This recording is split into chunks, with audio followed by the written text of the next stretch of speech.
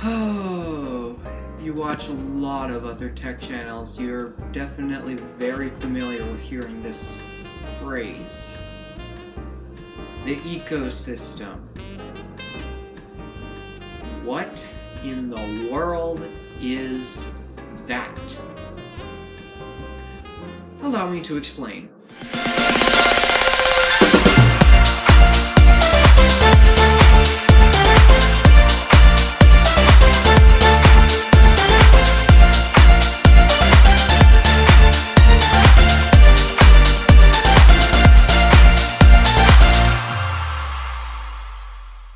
So, if you're an Android user and you ask somebody with an iPhone, why do you stick with an iPhone? And their answer is, it's because of the ecosystem. A lot of times, those Android people who just love them so much, they're like, oh no, Apple has caught you! You're stuck in their garden now! Hurry up, get out of there before it's too late! It's as if it's a bad thing, like it's a terrible strategy to keep people buying Apple products. First of all, Apple's not the only company guilty of this, but you know what? Other companies really should be guilty of this as well, even though they're not. Why is that? Being in an ecosystem, there actually are a hell lot of benefits. Allow me to explain. So the biggest one I'm going to talk about here is Apple, duh, but that's pretty much because they're the company that has the best tech ecosystem.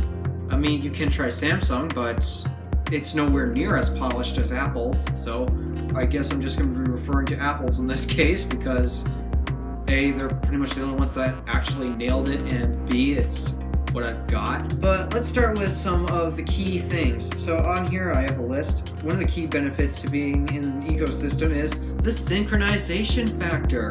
A lot of Apple's devices were made to communicate with each other versus just being a standalone device. That's something that you can't really say about Android phones and Windows PCs. They're not really made for each other.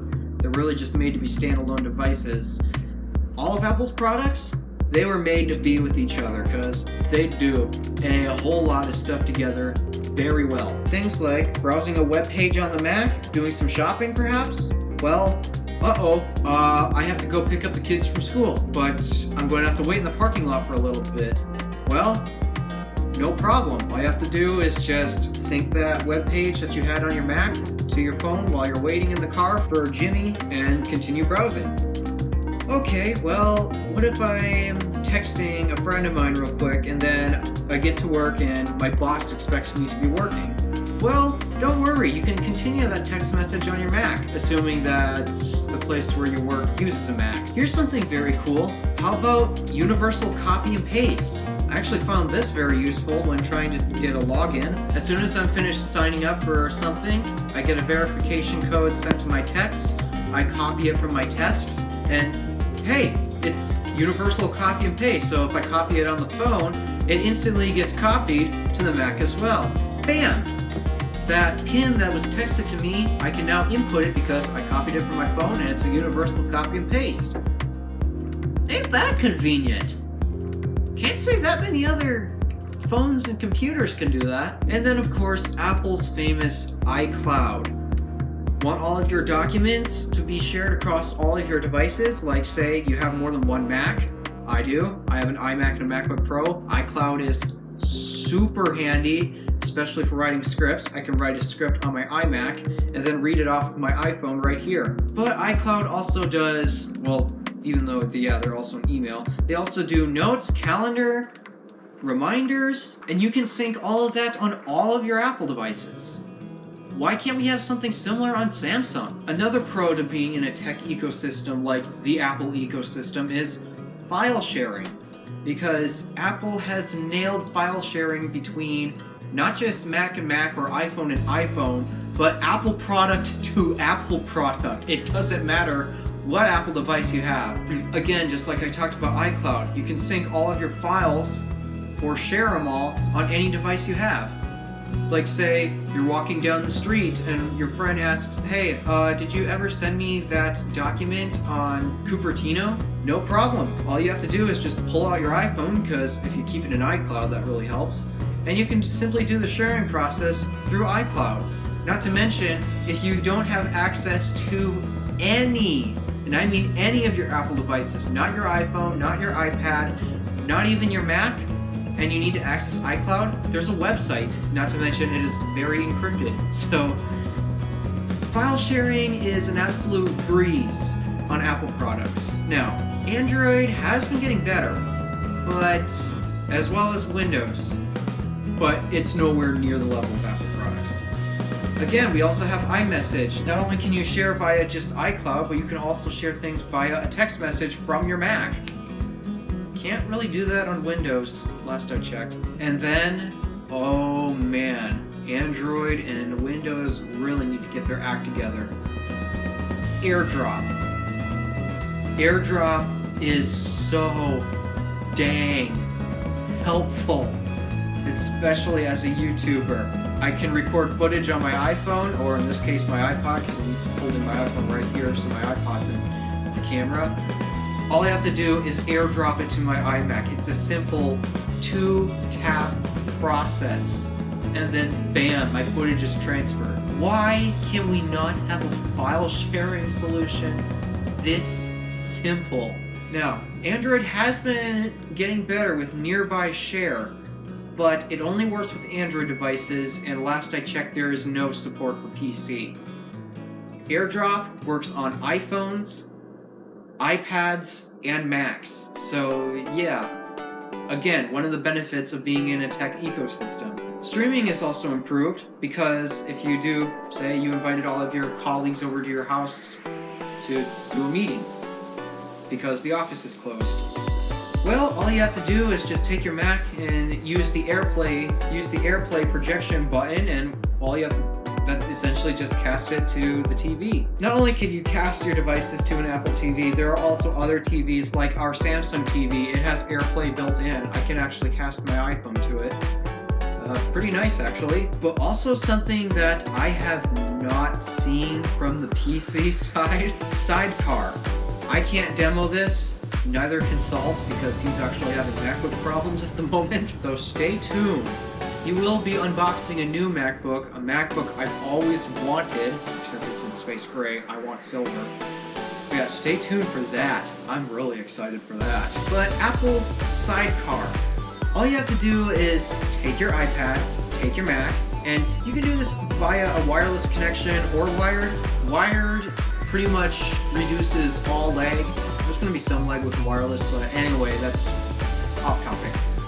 The fact that you can treat your iPad as a secondary display for your Mac, that's wild. Why can't we have Samsung laptops? Because Samsung makes laptops, and Samsung tablets do something similar to that as well. And I know Samsung has their desk, but it's not a mirror image of your PC. That is just flat out cool, especially if you have a MacBook. Dual monitors on the go. Benefits of being in the Apple ecosystem. But is that all? Of course not. In fact, there are a lot of other littler things that Samsung does a decent job on this, and I will name some Samsung things that they do as well. But I'm going to start off with Apple. AirPods.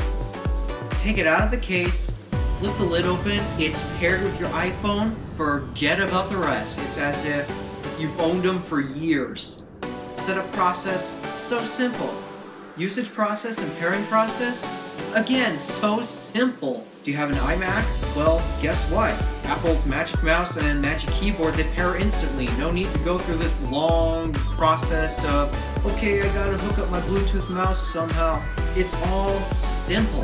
And even with the iPad, the way you pair an Apple Pencil to the iPad, in fact, you can have your own dedicated Apple Pencil just for you, because we're still dealing with Rona. All you have to do to change iPads is take your pencil and place it on the spot where it charges, and bam, paired. Start writing on that iPad and say you need to switch iPads. Well, just place it on the spot where it charges the Apple Pencil on the other iPad, and bam, paired again. It's that simple. Apple nailed the accessories with their products. And Samsung's actually done a pretty good job too. I know that a smart fridge may seem ridiculous, but the way Samsung sees it is, it's a simple reminder shopping list. Say you run out of eggs. Because you have a smart fridge, open up the reminders app and write down in the grocery list, buy eggs. So that way next time you go shopping, you can look at your phone and say, oh, I need to get eggs. Samsung did that well. Accessories. Benefits of being in an ecosystem. So I guess the best way to put it is, what really is Apple's ecosystem? It's really just how your iPhone, your Mac, your iPad, your Apple Watch, all of your Apple products, it's the way how they all interact with each other. And they do it so well. It's not one standalone device thinking that I'm the boss. It's all of them working together as a team to get your job done. Apple nailed it. That's why a lot of people stick with Apple. Are there any other brands that have ecosystems? Well, like I mentioned, Samsung. And it's not as polished as Apple's is, but they are still doing a decent job working out bugs and polishing things up, though they still have a little ways to go. Google has their fair share of an ecosystem too, but the most polished one is Apple. When people say, hurry out of the Apple ecosystem before you're trapped, you know what? Maybe it's not such a bad thing that we are, quote-unquote, trapped. We like the way that our devices interact with each other and just work. There's no annoyances on trying to get the devices to meet and agree with each other. They're already working as a team. Why can't more tech brands be just like that? Thank you for watching this video. My name is Alfred DeWolf. Random Alpha, signing out.